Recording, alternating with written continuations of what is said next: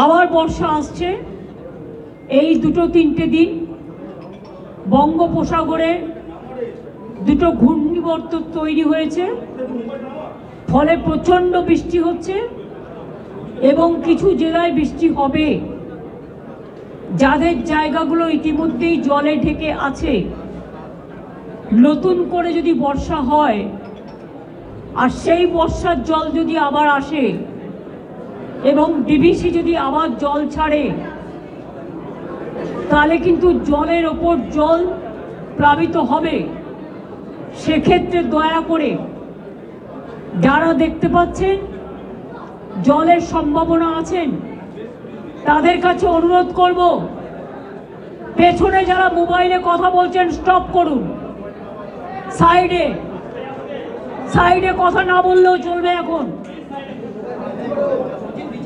আমি আপনাদের যেটা বলছি, সেই সব জায়গায় দায়িত্ব দেওয়া হয়েছে বিডিওদের, ডিএম, এসডিও, আইসিদের। আমরা বন্যা পরিস্থিতি নিয়ে বর্ধমান জেলায় আমার সাথে চিফ সেক্রেটারি এবং অন্যান্য important department related to flood affected area সবাই ছিলেন।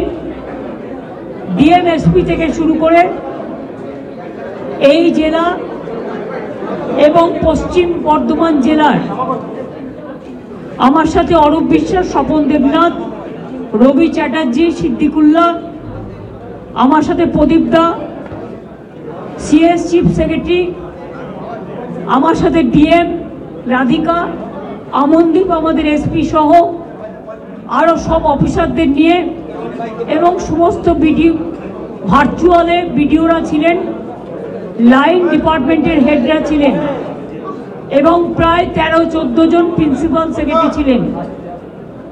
অল এমএলএ প্রেজেন্ট ছিলেন, জেলা পরিষদ ছিলেন, পঞ্চায়েত সমিতি ছিল, মিউনিসিপ্যালিটির চেয়ারম্যানরা ছিলেন, এমপিরা ছিলেন, কীর্তি আজাদ এবং শর্মিলা। আমি আপনাদের যেটা বলবো, আমরা ডিটেলস আলোচনা করেছি। বন্যা কবলিত পরিস্থিতিতে আরও প্রোঅ্যাক্টিভ হয়ে অফিসারদের কাজ করার জন্য এবং আমাদের যারা আছেন সকলকেই নিচু স্তরে কাজ করবার জন্য বলা হয়েছে। আবার বর্ষা আসছে। এই দুটো তিনটে দিন বঙ্গোপসাগরে দুটো ঘূর্ণিবর্ত তৈরি হয়েছে, ফলে প্রচণ্ড বৃষ্টি হচ্ছে এবং কিছু জেলায় বৃষ্টি হবে। যাদের জায়গাগুলো ইতিমধ্যেই জলে ঢেকে আছে, নতুন করে যদি বর্ষা হয় আর সেই বর্ষার জল যদি আবার আসে এবং ডিভিসি যদি আবার জল ছাড়ে, তাহলে কিন্তু জলের ওপর জল প্লাবিত হবে।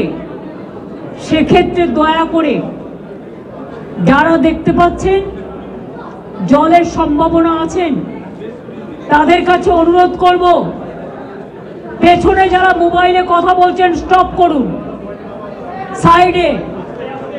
সাইডে কথা না বললেও চলবে। এখন আমি আপনাদের যেটা বলছি, সেই সব জায়গায় দায়িত্ব দেওয়া হয়েছে বিডিওদের, ডিএম, এসডিও, আইসিদের, যে তারা দরকার হলে মানুষকে বুঝিয়ে সুঝিয়ে, আমি জানি ঘর ছেড়ে আসা খুব মুশকিল, কেউ তার নিজের বাসস্থান ছাড়তে চায় না, কিন্তু একটা মানুষের জীবন চলে গেলে জীবন ফিরে আসে না। বাসস্থান হয়তো ফিরে পাওয়া যায়, কিন্তু জলে ভেজা কর্দমাক্ত অবস্থায় অনেক কিছু তাদের নষ্টও হয়। এই অবস্থায় আমরা এমএলএদেরও বলেছি, আমরাও গুরুত্ব দিতে বলেছি। বন্যার জল চলে গেলে প্রথম কাজ হচ্ছে বর্ধমান, বাঁকুড়া, বীরভূম, হুগলি, হাওড়া, নদিয়া থেকে শুরু করে বাঁকুড়া, যতগুলো জায়গা আছে, উত্তর 24 পরগনা, দক্ষিণ 24 পরগনা, যে জেলাগুলো শস্য ভাণ্ডার,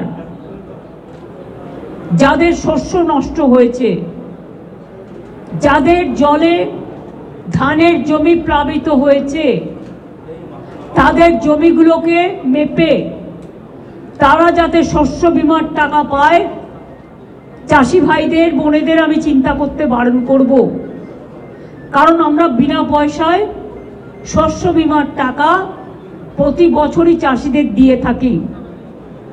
বাংলার দুর্ভাগ্য, বাংলায় যতটা বন্যা হয় এবং আসামে অন্য কোথাও সেটা হয় না, কারণ বাংলা হচ্ছে নদী মাতৃকার দেশ, নদী পুকুর সমুদ্রে ঘেরা।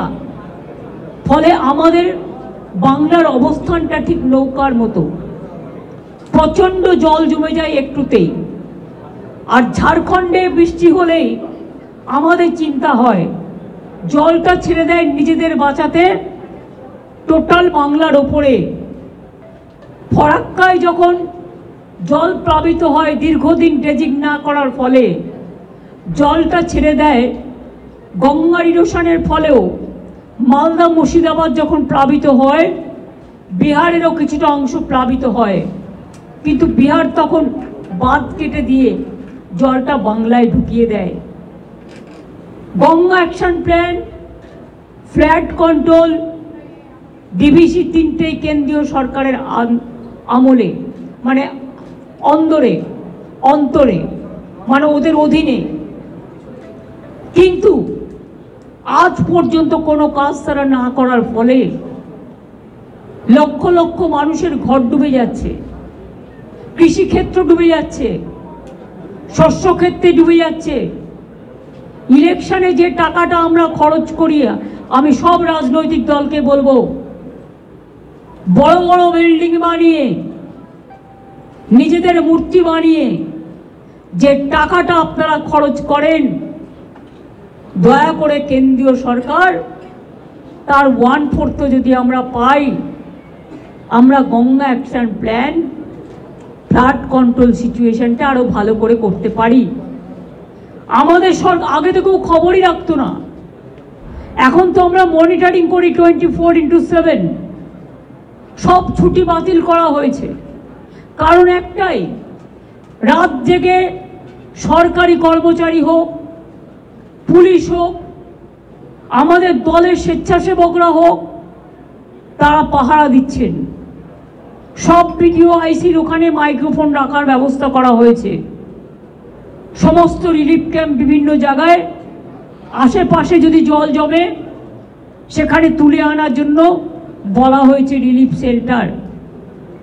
আমরা ফ্লাড শেল্টার অনেকগুলো তৈরি করেছি, কিন্তু তাতেও বাঁধ ভাঙছে না, বাঁধ ভাঙছে জলের পর জলের প্লাবনে। দরকার হলে পুজোর ছুটি আসছে, স্কুলগুলো ছুটি হয়ে যাবে,